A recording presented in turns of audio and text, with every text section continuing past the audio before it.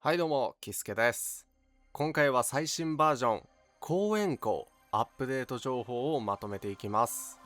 ついに来ましたよ、最新バージョン。もうね、予告番組の情報量がやばくて、頭がパンクしそうでしたね。今回の動画では、新オペレーターのお披露目や性能、新マップや新イベントなど、大量の情報をまとめていきます。よければ最後まで見てってください。それでは行きましょう。早速新オペレーターについて見ていきましょう。新バージョンでは2体のオペレーター、奥義とリーノが実装されます。順当に来ましたね。奥義も実装を心待ちにしていましたよ。奥義は自然属性、職業は術師、武器はアーツユニットです。特徴的なのが、なんと奥義は能力値によって性能が変わります。やばくない？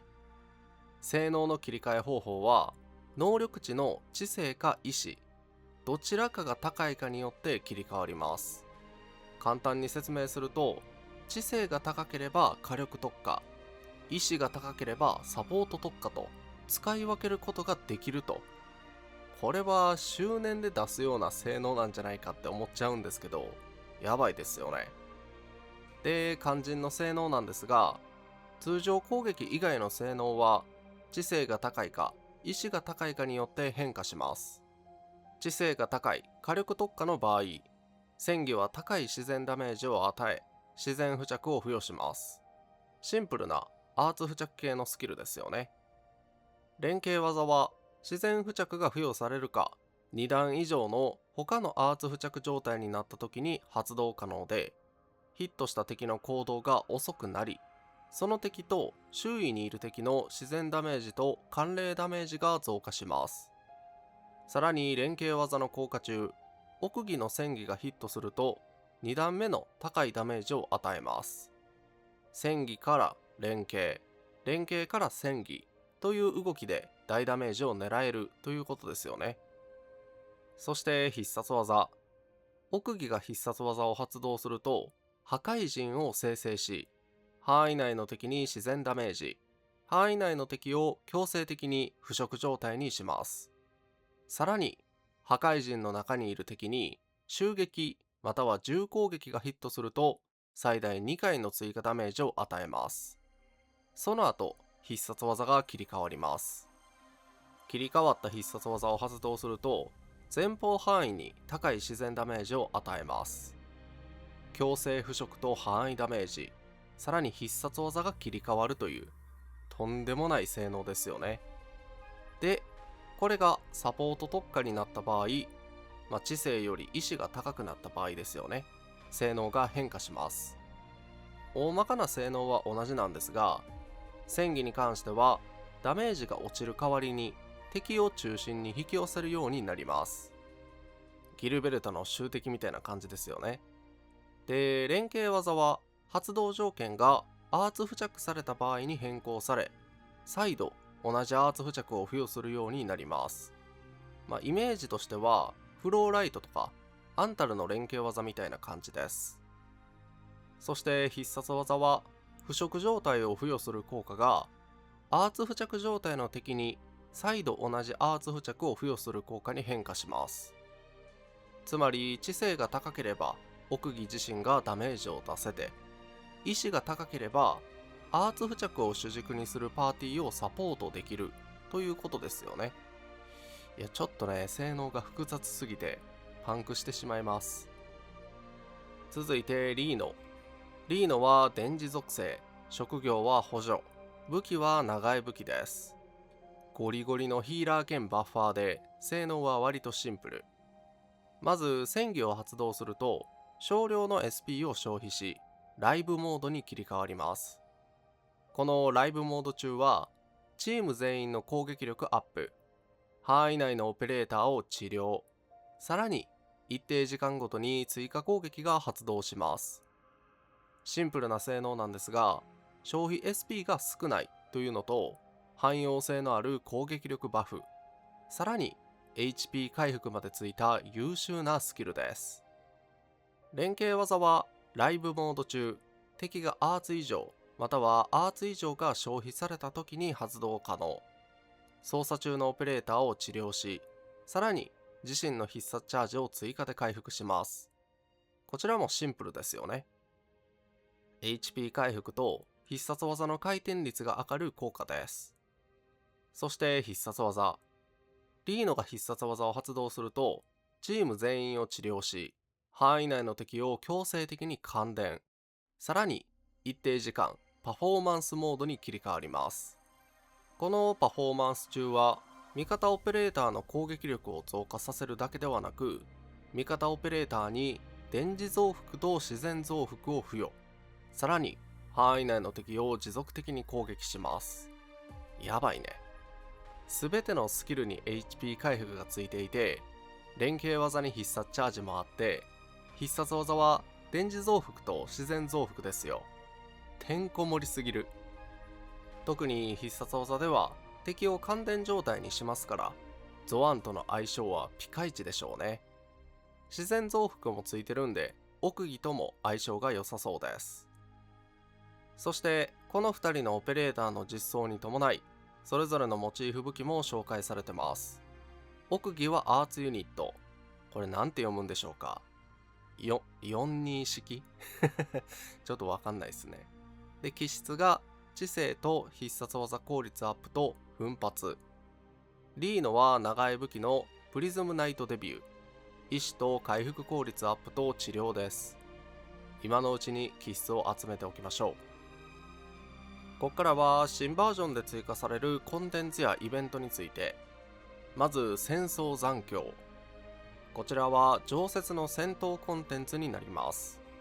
通常、苦難、苛烈、この3つの難易度から選択して戦闘に挑戦していくという形になります。ちなみに最低難易度でも全てのオロベリルを獲得可能なんで、戦闘に自信がなくても大丈夫だと思います。で、こちら常設の戦闘コンテンツって言ったんですけど、なんかシーズン制みたいですね。なのでそのシーズンごとにチャレンジした難易度によって星を獲得することができて、その星の数によって称号を獲得できるみたいな、勲章のような自己満報酬も獲得できると。これは嬉しいですね。続いて燃えよアリーナ。こちらは7月30日から開始ということで、これもね面白そうなんですけど、戦闘コンテンツで2人編成で戦っていくことになります。もう今までは4人編成が当たり前だったんですけど、まさかの2人と。これは編成を考えるのが面白くなりますよね。で、しかも各ステージには特殊なルールも存在していて、例えば連携技のクールタイム短縮とか、必殺チャージの回復効率アップとか、そういったプレイヤーに有利な能力が結構ルールでついてるみたいですね。なのではちゃめちゃ系なのかな。この戦闘コンテンツのタイトルにもある通り、結構お祭り感覚で遊べるイベントだと思います。続いて混脈奇形。ちょっと読み方合ってるかわかんないですけど、こちらは8月9日から開催。木箱や配置されている拡張オーリレンを回収しながらゴールを目指すという、ランニング系のイベントっていうことでしょうかね。しかもこのイベントには特別ルールや戦闘フェーズも追加されるみたいです。例えば戦闘フェーズだと、なんか落下攻撃だけで倒すとイベントクリアみたいな、なんかそういうフェーズも開始されるみたい。だからただただ走ってアイテムを回収してゴールを目指すというわけではなくて、一味も二味もあるっていう、そういうイベントになります。そして新たな探索アイテム、タロサイト。これね、多分オーリレンみたいな、そういう形の新アイテムだと思います。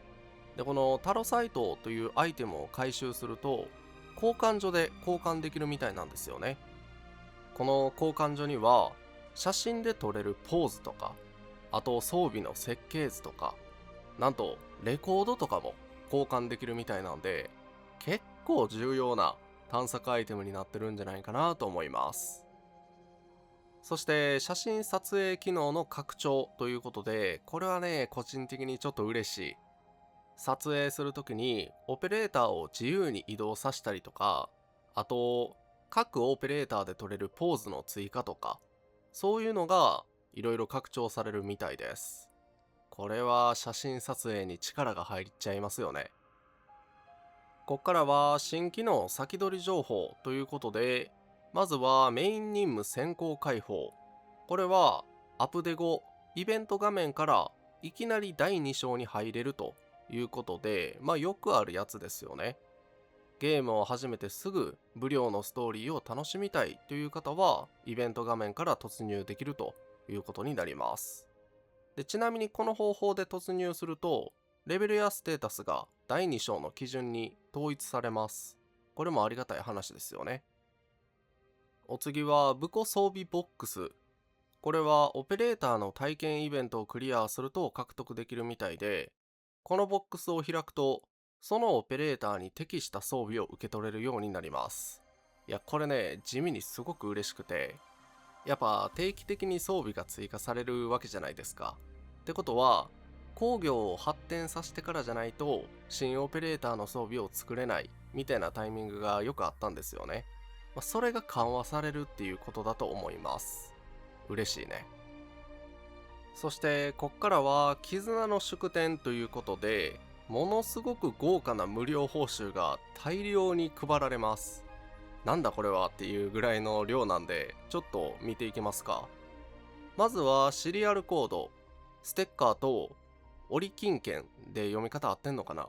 僕はこれ いつまで経っても読み方がわかんないんですけど、もう今からこの記載されているコードをゲーム内で記入するともらえるっていうことでしょうね。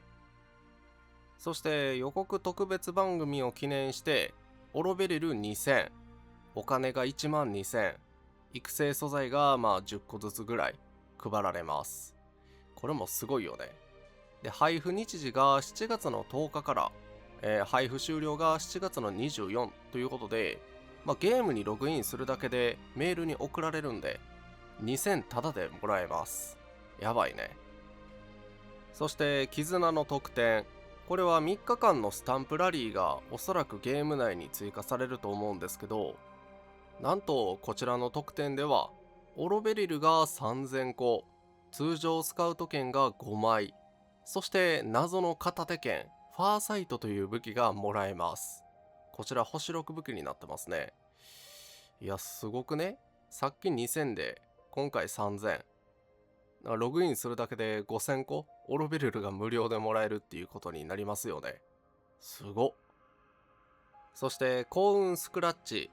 こちらも祝典イベントで、毎日イベント画面からスクラッチに参加できて、累計14回削るとオロベリル5000以上獲得できます。何これやばくない？さっき5000くれて、で今回スクラッチで5000以上ってことは多分当たり外れあると思うんですけど、ここでも5000以上は補填されてると。合計1万以上ですか。やばすぎるね。なんだこれ、半年記念だからっていうことだとは思うんですけど、大盤振る舞いです。その他にも先取り情報や改善案などがたくさん公開されました。まず専門用語の解説ということで、ストーリー中にこの用語わからないなっていうところを押すと、詳しく説明してくれる機能が追加されるみたいです。そしてマップからジップラインのような設備を回収できるようにもなります。これも便利ですよね。そして戦闘の改善ということで、スキルのエフェクトを消去したり、ターゲットのロックオン優先度を変更できたりと、これも嬉しい要素じゃないですか。僕はエフェクト全開でガンガン派手な戦闘を楽しみたいタイプなんで、これは消去しないでおこうかなとは思ってるんですけど、ロックオン機能はね、調整できた方がいいかなとは思ってたんで、それが変更できるようになったと。これはありがたいですね。そして最後の情報。今後実装予定のオペレーター情報が来ましたね。なるほど。まず1人目が代理人スー。これはいろんな箇所で PV で流れとったんですけど、ちゃんと 3D モデルも見してくれましたね。めちゃくちゃ良かっためちゃくちゃ良かった。なんなら今回のアップデートで追加されるかなとは予想しとったんですけど、さすがにでしたね。3D モデルを拝見してがぜん弾きたくなりましたよ。で、次がこちら、金髪のイケオジですね。オジなのかな、青年なのかな、どっちなんやろ。なんかどっちとも取れるんですよね。なんか見たことある感じもするしアークナイツの方でね、なんかよく似たおじさんを知ってるから、この人もなんかおじさんに見えてるだけかもしれないんですけど、しっかりと男性オペレーターを実装してくれるっていう情報が分かっただけで嬉しいよね。そして3人目。いやー、これはね、まずいですよ。一見ね、紫髪のツインテールで、サルカズで、でっかい弓矢を持っててね、そういうタイプのオペレーターなんだなって思う方もいると思うんですけど、アークナイツをやってると、もうまんまっすね。ティフォンやん。いや、これどうなるんやろ。裁量者として実装するってことなのかな。なるほどね。ちょっとまんますぎるんすよね、ほんと。種族もサルカズって言われとったし、でっかい弓もまんまやし、ちょっとね、体のボリュームがなんか縮んだかなっていう印象もあるんですけど、いやー、裁量者、そうっすよね。そろそろ来るだろうなとは思ってたんで、正直。どっかのタイミングでね、最初のレーバテインと、アルデリアと、ギルベルタ、ポグラニチニクとか、最初のその辺のキャラクターだけじゃないだろうなとは思ってたんで、このタイミングか。もしかしたら別人かもしれへんけどね。いや、これはね、楽しみっすね。めちゃめちゃ嬉しい。いかがだったでしょうか。今回は新バージョン、公演校、先行予告番組の情報まとめでした。いやー、ちょっと大量すぎたね。正直、動画にまとめようとすると、ある程度いろんな情報をね、選択してはいってるんで、まだ全部紹介しきれてはないんですよね。なので、気になる方は予告番組の方をご覧になってください。で、新オペレーターですよね。奥義とリーノ。リーノは、ちょっととんでもない汎用性がありそうで怖いんですけど、奥義も奥義でね、アーツ付着を主軸にするパーティーとかになんか採用できそうなんで、いろいろちょっとね、とんでもない性能のオペレーターが実装されだしてるなっていうそんな気はしてるね。ということで、このチャンネルではこれからもエンドフィールドに関する動画を上げていきます。この動画が良かったなと思った方は、高評価で応援、チャンネル登録していただけると嬉しいです。最後までご視聴ありがとうございました。さよなら。